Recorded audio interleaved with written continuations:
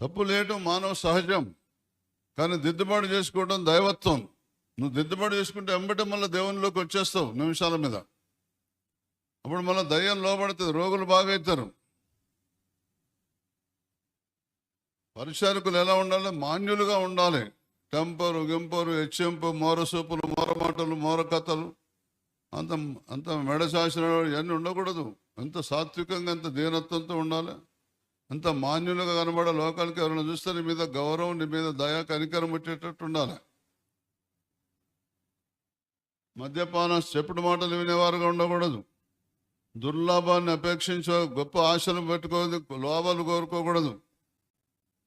ఇగో నేను ఇంతకుముందు గతి లేక రాలే సేవకు తెలుసా అనొద్దు ఎప్పుడైనా సరే. నేను ఎవరు పిలిచాను? వాళ్ళు పిలిచాను నా సేవకు రమ్మని. ఎందుకంటే వాళ్ళ ముంగట ఆ మాట, నేను గతి లేక రాలేదని. గతి ఉంటే పో, ఆ మార్గానికి పో. అది మాత్రం అది విడిచిపెట్టేసి మళ్ళీ ఈ మార్గాన్ని వచ్చిన గతి లేక రాలేదనటం కరెక్ట్? అది నేను 10,000 రూపాయలు రోజు సంపాదించే రోజుల్లో దేవుని దగ్గరకు వచ్చి ఏ వ్యక్తి దగ్గర, ఏ విశ్వాస దగ్గర అనలే. కొన్ని సంవత్సరాల వరకు నాకు 10 రూపాయల కానుక కూడా ఎవరు పెట్టలేదు తెలుసా? కొన్ని సంవత్సరాల వరకు ఏమాత్రం ఎవరి మీద సనుగుడు గనుగుడు ఒక్క మాట కూడా ఎవరిని అనలేదు. ఇంత మాట ఎవరు కూడా చెప్పలేదు. నేను గతి లేక రాలేదు సేవకు, ఒక్క పైసా కూడా ఏముట్టలేదు మీ ఊళ్ళే అని ఎప్పుడు అనలే. ఎంతోమంది అనే సేవకులు ఉన్నారు తెలుసా? మీరు కూడా వాళ్ళ లిస్టులోకి వెళ్ళకండి.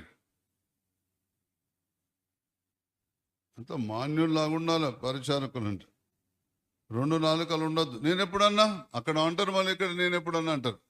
మాకు ఆ సంగతి తెలిసి అడిగినాం అనుకో, నేను ఎప్పుడన్నా అది ఎలా ఎవరితో ఏమన్నది అన్నీ తెలిసిపోతాయి.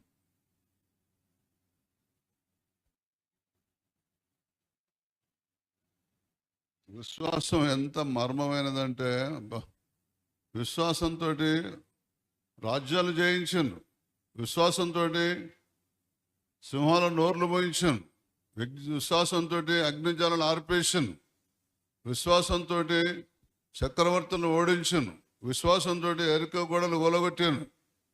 అంత గొప్ప విశ్వాసం మనం కథలాగా చెప్పుకోవటమేనా మన జీవితంలో వద్దా? యోర్దాన్ నది వెనకకి వెళ్ళిపోయింది విశ్వాసంతో. యోర్దాన్ నది అంటే యోర్దానే కాదు, భక్తిహీనులు. భక్తులు నీ దగ్గర రావద్దు. భక్తులు నీ దగ్గరకు వచ్చా నువ్వు వరదలు కొట్టకపోతావు. ఆ భక్తులను వరదలు కొట్టకపోతావు నువ్వు దాన్ని గుర్తుపట్టకపోతే. ఇంతమంది లోకంలో దిమనస్కులు